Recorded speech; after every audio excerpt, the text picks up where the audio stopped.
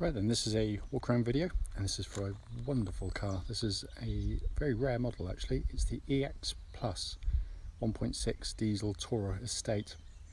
This particular car, 2014, covered, I think it was 64,000 miles, might be 65, but I'll check that when we get into the vehicle. Finished in silver with a black leather interior. Car has a full Honda service history, right up to the service we've just done on the car, and it's been kept absolutely beautifully. Front of the car is very clean, lights and lenses clear, intact, no cracks, no condensation. It's a lovely sunny day. Unfortunately, sunny days are horrible for videos. It's very glary, so I'll do my very best for you. Bonnet exceptionally clean with only the lightest of stone chips. Near side of the vehicle really smooth in the panels, can't see any indentations there at all. Near side front alloy in very nice condition there, and panel work down the side very clean, just the odd very light kind of age related sort of mark, most of which I can see will literally just polish straight out, but it's very well kept. Sorry, come up this wheel. Near side rear alloy, again beautiful condition. Favourite angle for these cars has always been from the back. It's one of these estates that actually looks really stylish. Suits the car better in this format than any other, I think. And around the back of the car, again, all very clean. Offside, driver's side, again, really clean. I'll try and get my shadow out of the way. Offside rear alloy, really nice. And then, as with the near side, panel work really good, no indentations, just the odd very light mark. And then offside front alloy, again absolutely wonderful condition. So externally the car is in really good condition for the age and mileage of the vehicle. So coming to the back of the car now, I've parked in the shade actually because it makes looking at the interior far easier, far less glary. Huge luggage area of course with the estate version, and what's lovely to see here, proper Honda load liner fitted, which means that the carpeted areas underneath are in absolutely beautiful condition. Coming to the back now, wide opening rear doors, absolutely loads of room, and this is where the Civics let themselves down. Well, they don't actually, it's basically where the kids sit. And the leather work here is absolutely beautiful. Virtually I can't see any marks in it at all. Someone's kept that absolutely incredibly well. Coming to the front passenger door card, as with all of them, absolutely beautiful. And again, I mean, the passenger seat there looks brand new, it's incredible. So finally coming to the driver's door card, one that takes all the wear, and there's absolutely nothing on there at all.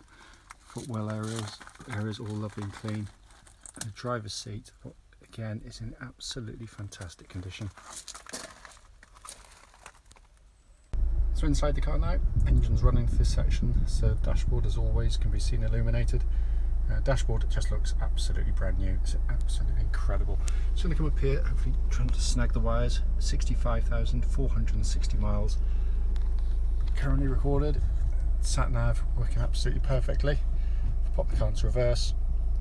You get that lovely clear gridded parking camera which complements the rear parking sensors, and then further down, heated seats, adjustable rear suspension. But just been kept absolutely beautifully. And then my favourite part really, this wonderful dash design. I mean, that is absolutely stunning.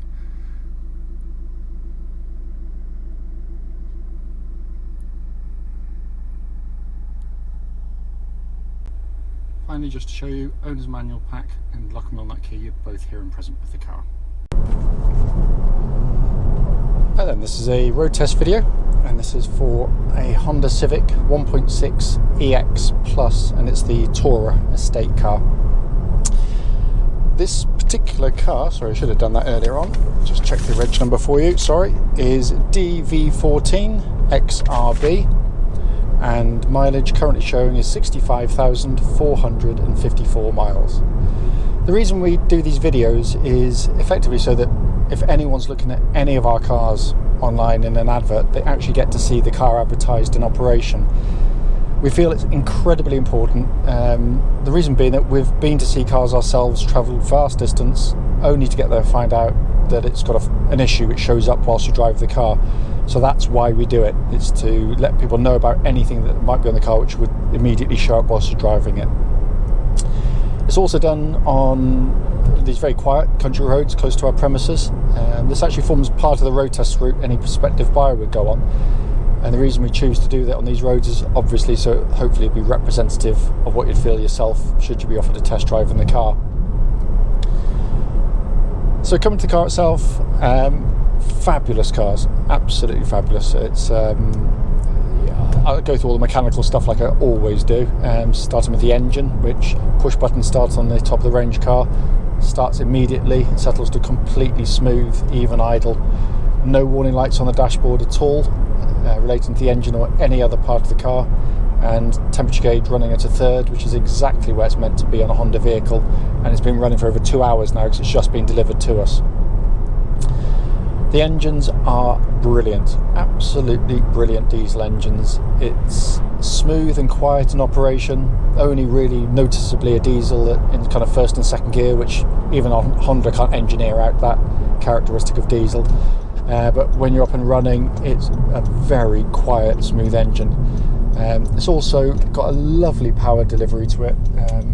Don't think because it's just a 1.6 it doesn't go, but basically just brushing the throttle, and it picks up pace really quickly and eagerly from very low revs. You haven't got loads of turbo lag, which you can get in so many cars, which can be, you know, very frustrating indeed.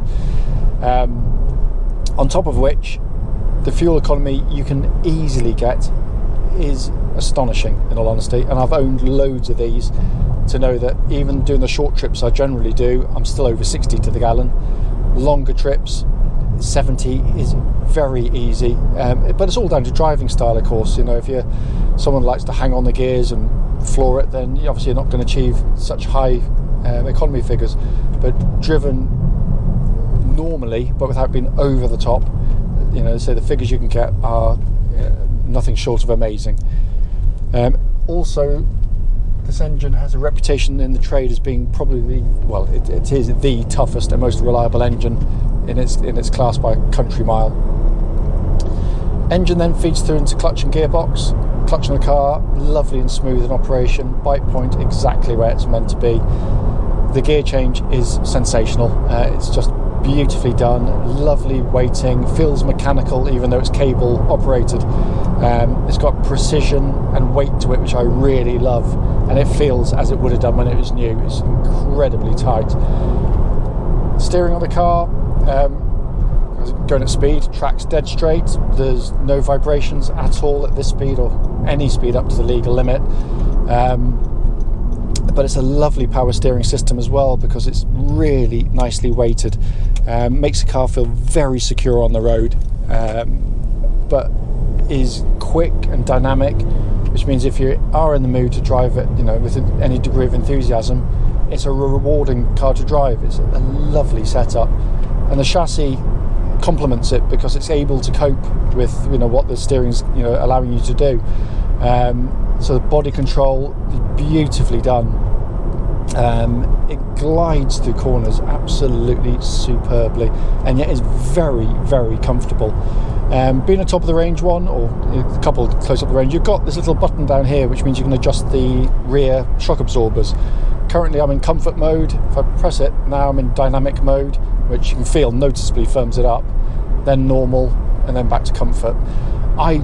Because I'm an old, withered old fella, I like to drive in comfort mode. It is just particularly absorbent. It's very smooth. You don't really lose a lot in the dynamic qualities of the car. I find the dynamic setting just probably a little bit too firm for my liking, but normal and comfort are lovely settings for it. What I'm looking for on road test is any kind of noises coming from underneath the vehicle. It shouldn't actually be there. So when you hit a bump, you should hear it. Coming up now, there. Horrible bump for the car, but there's no kind of nasty knocks or chatterings coming from underneath the vehicle. Brakes on the car, make sure no one's directly behind me, but really powerful brake pedal, lovely instant bite from the brakes, no pulsing, no vibrations coming back through the brake pedal, so all in fine fettle there. Inside the car, first things first, as I say in pretty much every Honda video, they are beautifully put together cars. The build quality is sensational in them. I've been in so many so-called premium estate cars, because they tend to suffer from more body flex, where you get so many creaks and groans and all sorts of things. And yet from this car there's nothing at all. It's absolutely silent. There's no nasty sort of creaks that you don't want to be hearing. It's also got what I truly believe to be one of the very best dash designs ever made, because it's glorious to look at, which, as I say in all of the Civic videos, and it's completely true, it's a complete Marmite interior. You either like it or you don't, and I completely get that. But I think that's a really good sign of design that kind of does polarize opinion. But what I love about it, it isn't putting style over function. It is all for a purpose. So whilst it looks fantastic in my eyes, it's incredibly practical. The most conventional part is this centre stack, which would be similar in lots of cars, although very nicely presented. Big screen sat nav, all working perfectly. Dual zone climate control, giving you the option to have different temperatures side to side. And that's pumping out lovely cold air, by the way. It's quite a hot day today. Switch gear's got a lovely quality of actuation, sort of slightly rubbery click action to it, which Honda do fabulously well. What I love though is the fact that Honda, in their wisdom, you've got little displays down here for your fan speed and radio and stuff, but you've got up on the upper deck of the dashboard, you've got another screen there, so when I press the button, the readout comes up high up. You don't have to look down into the car as you're driving along. But the best bit, as I always say, is having the speedo up there, because it's brilliant. I can look ahead at the cars coming the other way, pedestrians, cyclists, whatever, ducks in this case. But I keep my eye on my speed at all times without having to look down into the dashboard. Even that split second can cost. We all know that. It's genius, and it's to Honda's shame that they've decided to put that down into there in the 10th generation Civics. I simply don't understand why, because this not only looks brilliant, but it works superbly. Down below that, you've got these conventional pod of 3 dials, nice, simple, easy and legible. Steering wheel, big, thick rimmed, sporty feeling steering wheel, feels brilliant in hand and feels new to the touch. I mean, the whole car inside has that look of something that's been incredibly well looked after. It's just in absolutely stunning condition in here, and we've not even cleaned it yet. It's going to be one of the easiest cars we've ever had to clean. As I said at the start of the video, the point of it, brief as it might be, is just to show the car in operation, but also to feedback on any issues, of which there's nothing at all. It drives absolutely sensationally.